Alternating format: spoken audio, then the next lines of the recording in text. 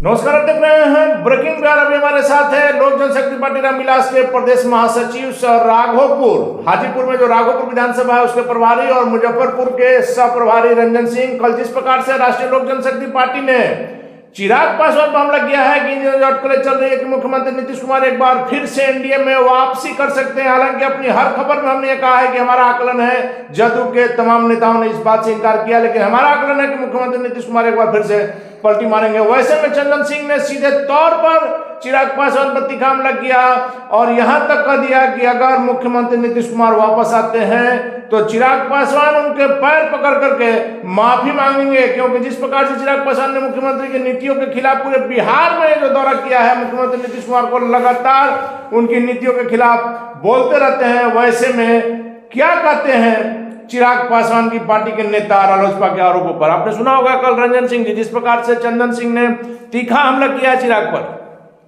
देखिए, मुझे ये कहना है कि अगर कोई बिहार के अंदर या देश के अंदर लोक जनशक्ति पार्टी स्वर्गीय रामविलास पासवान जी में आस्था रखने वाला कोई भी व्यक्ति होगा, वो नीतीश कुमार जी के नेतृत्व को स्वीकार नहीं करेगा। हम लोगों को परेशानी नीतीश कुमार जी से नहीं है, परेशानी उनके नेतृत्व करने से है। आपने देखा होगा 2019 में हम लोगों ने यशस्वी प्रधानमंत्री आदरणीय मोदी जी के नेतृत्व में जब पूरे देश में चुनाव हुआ, उस समय हमारे सरदार जिंदा थे और उस समय के राष्ट्रीय अध्यक्ष, उस समय भी हमारे पार्टी के राष्ट्रीय अध्यक्ष आदरणीय श्री चिराग पासवान जी थे। इन दोनों के नेतृत्व में हमारी पार्टी चुनाव लड़ी और 6 में 6 सीट जीतकर मोदी जी के हाथ को मजबूत हमने किया।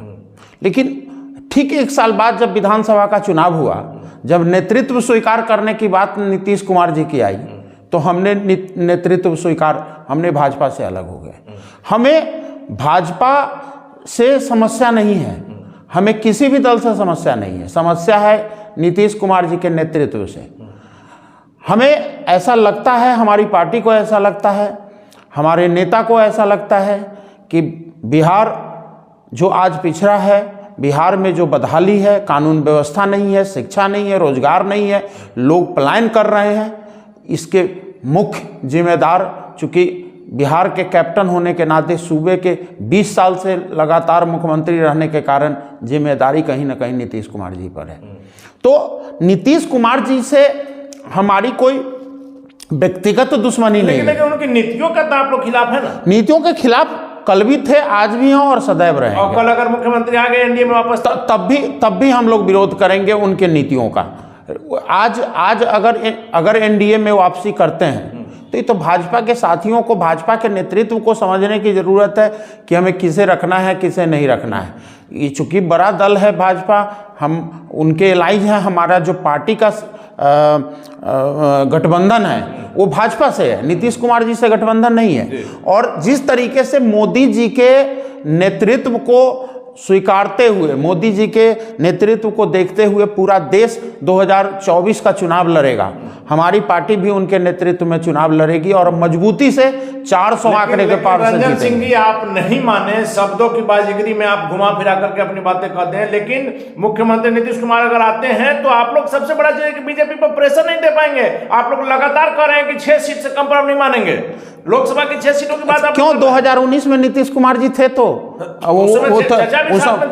चाचा साथ में, चाचा प्रासंगिक नहीं रह गए हैं। नीतीश कुमार जी भी अब बिहार की राजनीति में प्रासंगिक नहीं, इसलिए अमूमन चाचा का जितने भी चाचा हैं, चाचाओं का सरकार अब गया, चाचाओं का राज गया, क्योंकि चाचाओं को अब वोट बैंक खिसकता हुआ नजर आ रहा है। रंजन सिंह जी, बीजेपी जरूर समझ रही है कि मुख्यमंत्री नीतीश कुमार के आए बिना बिहार में 40 की 40 सीट जितना संभव नहीं है। नहीं, ये तो भाजपा का आकलन हो सकता है ना, हमारी पार्टी का ये आकलन नहीं, हमारी नहीं। आप देखिए ना, नीतीश कुमार जी जिस भी दल के साथ जाते हैं उसको सिर्फ डैमेज ही करते हैं। कहाँ हैं आप? 2014 में नीतीश कुमार जी भाजपा से अलग हट के लड़े, क्या कितने विधायक, कितने सांसद उनके जीत कर आए थे सांसद में?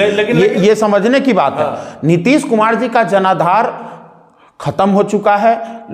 लोगों में जो उनकी विश्वसनीयता कभी हुआ करती थी जब कार्यकाल को लेकर, वो खत्म हो चुकी है। और 2024 को लेकर तो आदरणीय प्रधानमंत्री मोदी जी के नेतृत्व में चुनाव लड़ना है और उन्हीं के नेतृत्व में हम लोग आगे बढ़ेंगे। लेकिन नीतीश कुमार जी के नेतृत्व को न कल हमने स्वीकार किया था, ना आज स्वीकार कर रहा हूं, ना आगे करूंगा। आप फिर घूम फिर वहीं आ रहे हैं, जब चर्चा लगातार कर रहे हैं पारस जी कि हम अकेला ये साथी हैं, शुरू से एनडीए के चिराग पासवान बाद में आए हैं, वैसे में नीतीश कुमार आएंगे तो हमको कोई दिक्कत नहीं है। देखिए, ये आदरणीय पारस जी का बात लगातार लालू प्रसाद यादव जी से हो रही है, लगातार नीतीश कुमार जी से हो रही है, नीतीश एकदम हो रही है। क्यों?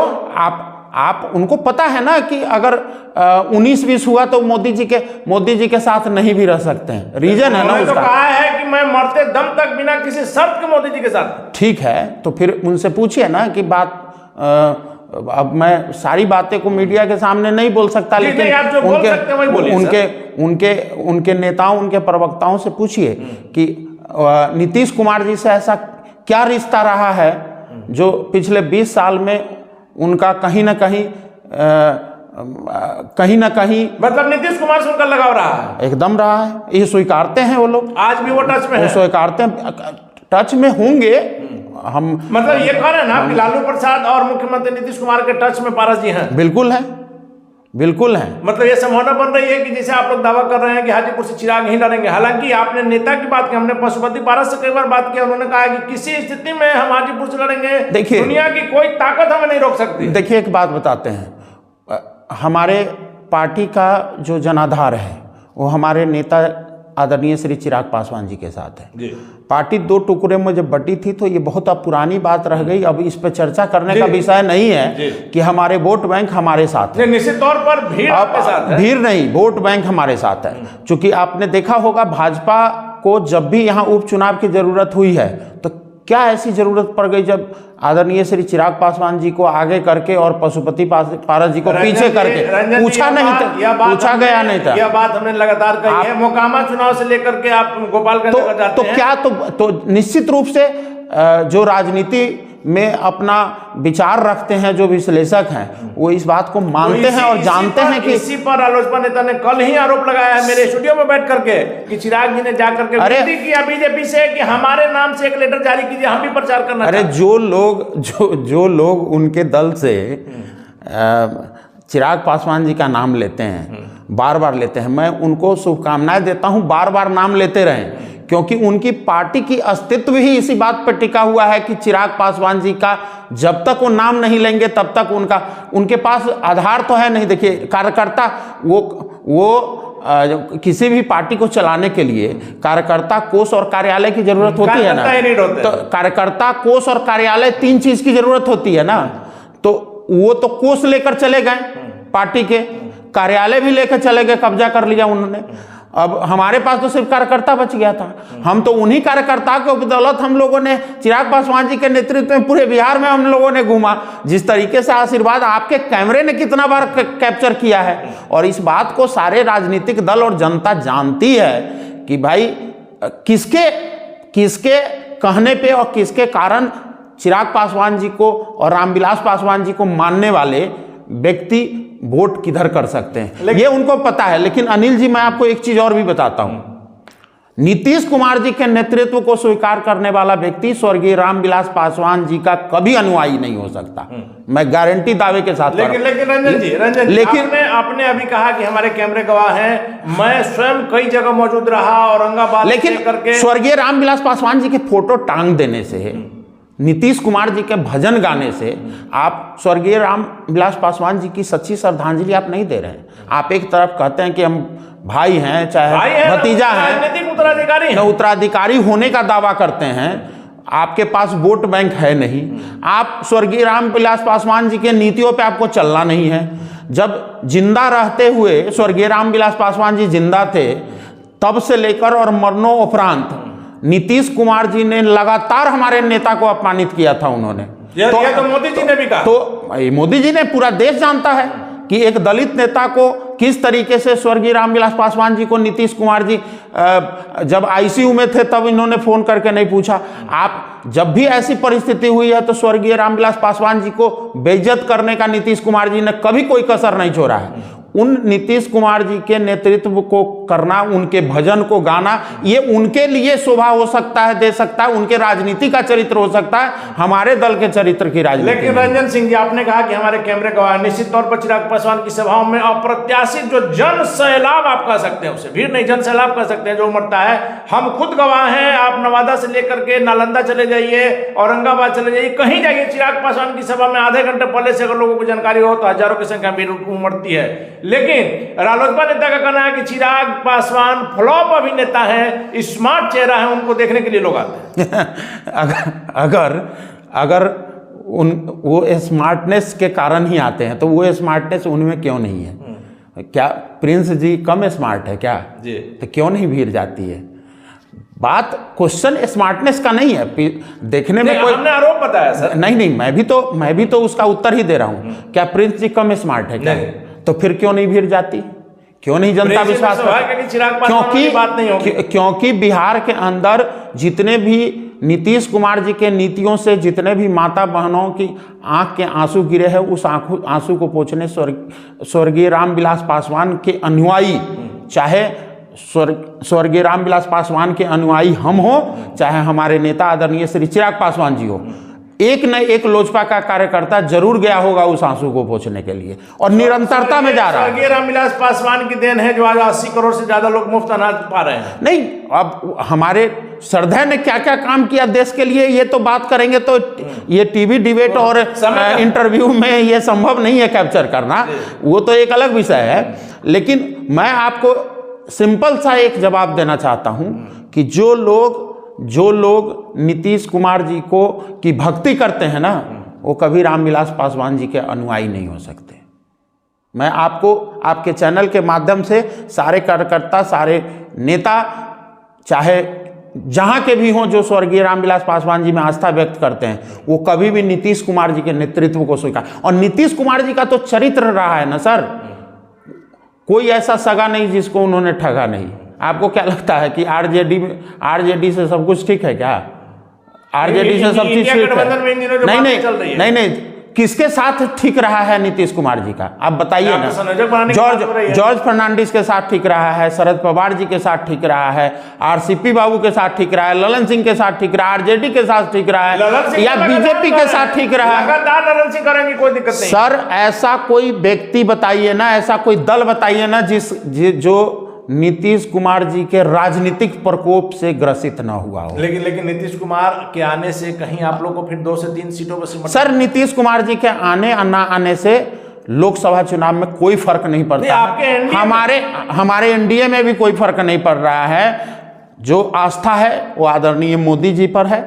मोदी जी के काम से, मोदी जी के जो सबका साथ सबका विकास का जो सशक्त नारा है, उस नारे के साथ हम लोग जनता के बीच में जाते हैं, और एक गरीब लोगों को भवन से लेकर, रसोई से लेकर, शिक्षा से लेकर, अनाज से लेकर सब चीज़ पहुंचाने का काम आदरणीय मोदी जी और एनडीए का सरकार ने किया है। बस हमारे काम के विश्वास पे हम जनता के बीच में जाएंगे। ये नीतीश कुमार जी अप्रासंगिक बिहार की राजनीति में नहीं है। सिंह जी, आप राघोपुर, जो कि हाजीपुर लोकसभा के अंतर्गत आता है, राघोपुर विधानसभा, आप प्रभारी वहां के बनाए गए हैं। क्या माना जाए कि चिराग पासवान जो हाजीपुर से लड़ने की तैयारी कर रहे हैं, उसी के क्रम में संगठन को मजबूत किया जा रहा है? देखिए, ये तो चलिए, हम राघोपुर या मुजफ्फरपुर के हम प्रभारी हैं।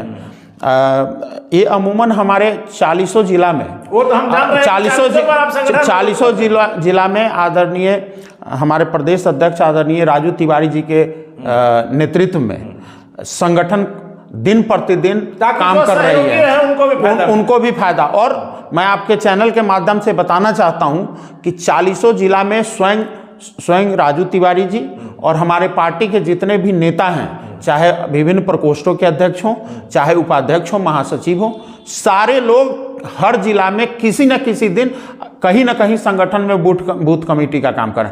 और हम लोगों ने लगभग 70% बूथ कमेटी, जो हर बूथ पर 10 यूथ का नारा जो हम दे रहे हैं, लगभग 70% हम लोगों ने हर बूथ पर 10 यूथ बना लिया है। और आगामी लोकसभा चुनाव आते आते तक हम लोग 100% लोकसभा 100% बूथ पर हम लोग 10 यूथ खड़ा।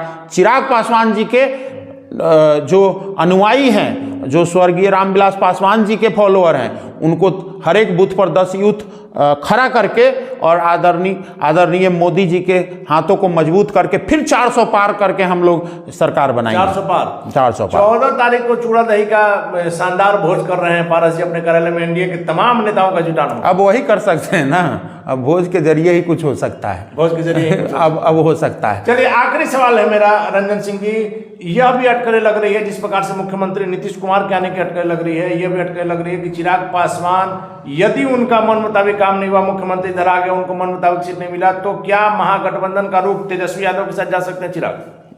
ये तो संभव ही नहीं है सर। हम लोग आदरणीय मोदी जी को कभी नहीं छोड़े। आदरणीय मोदी जी को से अगर हम लोगों ने भाजपा से अलग होकर अगर हमने चुनाव कभी लड़ा भी तो हम अपने सिद्धांतों के कारण लड़े, क्योंकि भाजपा को नीतीश कुमार जी का नेतृत्व मंजूर हो सकता है, आपको नहीं। लोक जनशक्ति पार्टी, लेकिन जब जरूरत पड़ा भाजपा के लिए आप लोग खड़े हो गए। नहीं, भाजपा के लिए कल भी खड़े थे और आज भी खड़े हैं और सदैव खड़े रहेंगे। धन्यवाद सर। तो भाजपा के लिए सदैव खड़े रहेंगे। तमाम अटकलों पर रंजन सिंह ने विराम लगा दिया है। मुख्यमंत्री नीतीश कुमार आते हैं तब भी, नहीं आते हैं तब भी चिराग पासवान एनडीए में बने रहेंगे। प्रधानमंत्री मोदी का साथ है, बीजेपी से गठबंधन है और किसी दल के नहीं रहने का कोई प्रभाव नहीं पड़ने वाला है। और सबसे महत्वपूर्ण बात है कि कार्यकर्ता, कार्यालय और कोष, सीधे तौर पर रंजन सिंह ने आरोप लगा दिया कि कार्यालय और कोष तो पारस ही लेके गए, कार्यकर्ता पूरी तरह से चिराग पासवान के साथ है। चिराग पासवान बिहार में तेजी से उभरते हुए युवा नेता है और कल के डेट में जब सत्ता की चाबी बिहार की चिराग पासवान के हाथों में रहे तो कोई आश्चर्य की बात नहीं है। तमाम अटकलों पर विराम लगाते हुए रंजन सिंह के दाव में क्या सच्चाई है बताएगा। फिलहाल बन रहे हैं ब्रेकिंग बैक। नमस्कार।